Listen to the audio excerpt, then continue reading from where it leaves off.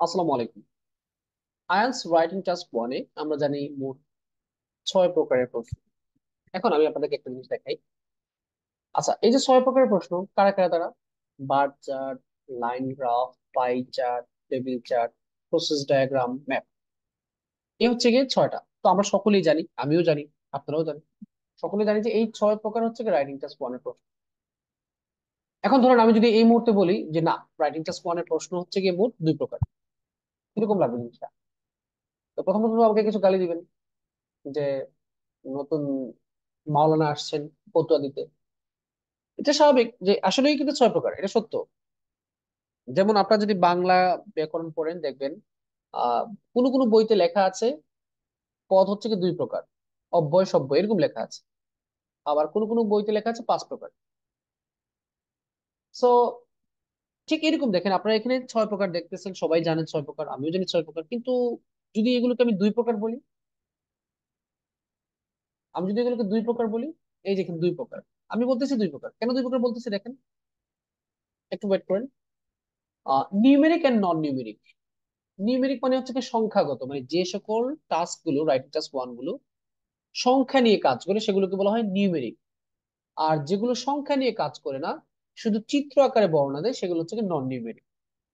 তো এগুলো জেনে কি লাভ হইলো?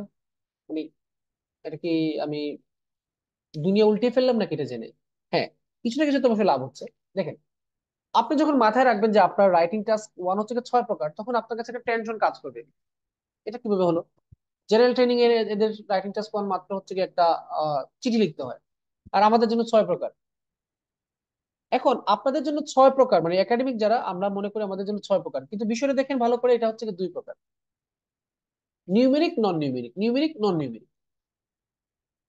এখন প্রথমেই আপনি জানলেন যে 2 প্রকার। তো কিভাবে 2 প্রকার হলো? একটা হচ্ছে কি চিত্রের সাহায্যে বর্ণনা, একটা হচ্ছে কি সংখ্যার সাহায্যে বর্ণনা। সবগুলোই চিত্র, এই বার, পাই, টেবিল, লাইন, প্রসেস, ম্যাপ সবগুলো হচ্ছে কি চিত্র, কিন্তু ডিফারেন্সটা কোন জায়গায়? যে এই যে বার, পাই, টেবিল, লাইন, এগুলোকে যদি আপনি এক ধরে নেন, তাহলে আপনি মাত্র 15টা সেন্টেন্স দিয়েই কিন্তু এগুলোকে আপনি কভার দিতে পারবেন। যেটা আমার ইউটিউব চ্যানেলে দেওয়া আছে, এখন পর্যন্ত আমার ইউটিউবে সবচেয়ে বেশি ভিউ হয়েছে এটাতে। 1,72,000 ভিউ, ছোট একটা ইউটিউব চ্যানেল, কিন্তু অনেক ভিউ হয়েছে এটার মধ্যে। নিশ্চিত স্টুডেন্টরা উপকৃত হচ্ছে, এই জন্য তারা এটা দেখেছে এবং কমেন্টও করেছে, অনেকে পজিটিভ কমেন্ট করেছে। সো বার, পাই, টেবিল, লাইন, এই চারটাকে আপনি ধরে নেন সংখ্যাগত, এগুলো সংখ্যা নিয়ে খেলে। যেমন আমি আপনাদেরকে দেখাই। কি রে বাবা, কম্পিউটার মাঝে মধ্যে হ্যাং মারে। এই দেখেন পাই চার্ট কি নিয়ে কাজ করতেছে, পার্সেন্টেজ, সংখ্যা। পাই চার্ট কাজ করতেছে সংখ্যা নিয়ে। বার চার্ট কি নিয়ে কাজ করতেছে? এই দেখেন সংখ্যা নিয়ে কাজ করতেছে। বার চার্ট সংখ্যা নিয়ে কাজ করতেছে, তার মানে এটাও নিউমেরিক। আবার দেখেন টেবিল কি নিয়ে কাজ করতেছে? সংখ্যা নিয়ে কাজ করতেছে। তারপর হচ্ছে কি লাইন গ্রাফ কি নিয়ে কাজ করতেছে? এই দেখেন মিলিয়ন টনস, সংখ্যা নিয়ে কাজ করতেছে। তো এগুলো হচ্ছে নিউমেরিক। আবার ম্যাপ, সে চিত্র নিয়ে কাজ করতেছে, চিত্র, একটা ছবি নিয়ে কাজ করতেছে। তারপর হচ্ছে গিয়ে প্রসেস ডায়াগ্রাম, সে একটা ছবি নিয়ে কাজ করতেছে, এখানে যুগ বিয়োগ করতে হয় না। তো বার, টেবিল, লাইন, পাই, এই যে চারটা, এগুলোকে যদি আপনি এক ধরে নেন, সেক্ষেত্রে আপনি মাত্র 15টা সেন্টেন্স, তাও 15টা পুরো না, 15 থেকে 2-3টা বাদ দিয়ে পড়লে 10টা পড়লে হচ্ছে। এখন এগুলো তো আমি বলে দিচ্ছি, সব স্টুডেন্টকে বলে দিচ্ছি। এখন সব জিনিস তো আমি মানে ডেকে ডেকে স্টুডেন্টকে বলতে পারবো না, আপনাকে কিছু খুঁজে নিতে হবে। আপনাকে কিছু জিনিস খুঁজে নিতে হবে। এখন আমি আপনাদেরকে একটা জিনিস দেখাই। এই যে বললাম, পাই, বার, টেবিল, লাইন, এগুলো, এগুলোকে আমি এক কেন বলছি? কারণ এগুলো যদি আপনি 15টা সেন্টেন্স শিখেন, এটা কিন্তু আমি এখন আর নতুন করে দেখাবো না, এটা আপনাদের ইউটিউবে দেওয়া আছে, আপনারা খুঁজে নিন, রাইটিং এর প্লেলিস্টে দেওয়া আছে। এখানে আমি 15টা সেন্টেন্স দিয়ে রাখছি। যে 15টা সেন্টেন্স যদি কেউ স্টাডি করে ভালো করে যদি বুঝে রাখেন, তাহলে এই 15টা সেন্টেন্স দিয়ে যে কোনো বার, টেবিল, লাইন, পাই সে শিখতে পারবে, লিখতে পারবে সহজে। আবার ম্যাপের জন্য আপনাদের ইউটিউবে ইউটিউবে দেখেন 8টা সেন্টেন্স দিয়েছি। এখন 8টা থেকে এখন 11টাতে চলে গেছি, 11টা সেন্টেন্স। এই 11টা সেন্টেন্স যদি কেউ ভালো করে স্টাডি করে, আসলে 11টা সেন্টেন্স না, 11টা শব্দ, 11টা শব্দ যদি কেউ স্টাডি করে, তাহলে সেগুলো দিয়ে কিন্তু সে ম্যাপ লিখে ফেলতে পারছে।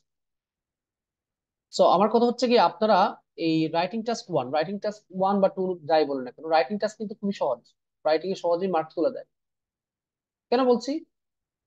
এখন আপনি রাইটিং এ দুর্বল, আপনি রাইটিং এ একটু দুর্বল, উইক। সো যদি আপনার টার্গেট 6 থাকে, আমি আগেই বলেছি রাইটিং এ এমন একটা মডিউল, রাইটিংটা হচ্ছে এমন একটা মডিউল যেখানে ওয়ারেন্টি দিয়ে 6 তোলা যায়। আপনি রাইটিং এ যদি দুর্বল হন তাহলে রাইটিং টাস্ক 2 তে মূলত দুর্বল। রাইটিং টাস্ক 1 এ বেশিরভাগ স্টুডেন্ট আসলে দুর্বল বলা যাবে না, কারণ রাইটিং টাস্ক 1 এ কিন্তু সব আপনার যে ইনগ্রেডিয়েন্ট উপাদান সবগুলো আপনার চোখের সামনে দেওয়া আছে। আপনার চোখের সামনে একটা ডায়াগ্রাম দেওয়া আছে, আপনার চোখের সামনে একটা বার চার্ট দেওয়া আছে, এখানে দেওয়াই আছে সবকিছু। আপনি দেখে দেখে তো ভুল লিখবেন না। হ্যাঁ, আপনার লেখানো স্টাইলটা একটু হয়তো বা উন্নত না, গ্রামার গুলো উন্নত না, সেন্টেন্স চয়েসটা একটু দুর্বল। তো এই জন্য তো আমি আপনাদেরকে 15টা সেন্টেন্স দিয়ে দিয়েছি। তো 15টা সেন্টেন্স ভালো করে দেখেন, লেখেন, কাজ করেন। সবকিছু আমার কাছ থেকে তো নিতে পারবেন না, কারণ আমি তো আসলে আমার তো যতটুকু সামর্থ্য আছে ততটুকু দিব। কিছু নিজে নিজে রাস্তা বের করতে হয়। 15টা সেন্টেন্স শিখলে আপনার কাছে মনে হবে যে পাই, টেবিল, লাইন, বার, এই চারটা আসলে চার প্রকার না এক প্রকার। আর প্রসেস ডায়াগ্রাম ম্যাপ এটা তো দেখে দেখে লিখবেন। এখানে যে এই যে প্রসেসটা দেওয়া আছে, একটার পরে একটা, একটার পরে একটা, কি হইলো পরপর কি হইলো দেখে দেখে লিখবেন। ম্যাপ তো হচ্ছে গিয়ে চিত্র, ম্যাপ তো হচ্ছে গিয়ে একটা চিত্র, ম্যাপে তো আপনার ভুল করার কথা না, ম্যাপটা হচ্ছে গিয়ে ইজি একটা জিনিস। আচ্ছা, ম্যাপে আপনি যা দেখবেন, এখানে উত্তর দিকে এটা ছিল, দক্ষিণ দিকে এটা ছিল, পরে এটা রিপ্লেস হয়েছে, কিছু কিছু বাদ পড়েছে, তো দেখে দেখে লিখবেন। তো রাইটিং টাস্ক 1 এ আপনি 6.5 তুলেন, রাইটিং টাস্ক 2 তে আপনি 5.5 তুলেন। দুটাকে আপনি যদি একসাথে করা হয় ব্যান্ড স্কোর আসবে আপনার 6। টাস্ক 2 তে আপনি 5.5 তুলেন এবং টাস্ক 2 তে আপনি 6.5 তুলেন, তাহলে দুইটাকে ব্যান্ড স্কোর করলে আপনার 6 চলে আসবে অটোমেটিকলি। টেনশন নেওয়ার কিছু নাই। প্র্যাকটিস করেন আর কান্নাকাটি একটু কম করবেন। অনেক স্টুডেন্ট আছে শুধুমাত্র পারি না পারি না, এই পারি না পারি না বলতে বলতে বলতে বলতে লাইফ শেষ। আরে লেখেন না, আপনি যা পারেন তা লেখেন, লিখতে লিখতে অভ্যাস করেন, দেখবেন এক সময় রাইটিং এ আপনার মোটামুটি হয়ে যাচ্ছে। গ্রামারটা শিখেন না কেন? গ্রামার আমি তো গ্রামার দিয়েছি, আমি এখন আবার বলতে গেলে সাফাই গাচ্ছি। কারণ বিরক্ত হয়ে যায় মানুষ যখন বারবার বারবার একই বিষয়ের উপর পরামর্শ খুঁজে। তো আমি দিয়ে দিয়েছি অনেক কিছুই, এখন আপনি যদি এটা ফলো না করেন আমি কি করবো? সো এইসব বাদ দিয়ে আপনি কি করেন, আহ যা পারেন তা লেখেন, লিখতে লিখতে অভ্যাস করেন, দেখবেন একসময় আপনার জন্য এটা সহজ হয়ে যাচ্ছে। আবারও বলছি, 15টা সেন্টেন্স যেগুলো দেওয়া আছে ওগুলো ভালো করে আয়ত্ত করেন, অ্যাপ্লাই করেন, দেখবেন সহজ। প্যারাগ্রাফ 1 2 তো সহজ, ইন্ট্রোডাকশন লিখবেন প্রশ্ন দেখে দেখে, ওভারঅল তো হাইয়েস্ট লোয়েস্ট গুলো দেখলে দিলে হয়ে যাচ্ছে। তারপরে সেগুলো কিভাবে লিখতে হয় ওগুলো দেওয়া আছে। আচ্ছা, তো আজকে এই পর্যন্ত। আল্লাহ হাফিজ, আসসালামু আলাইকুম।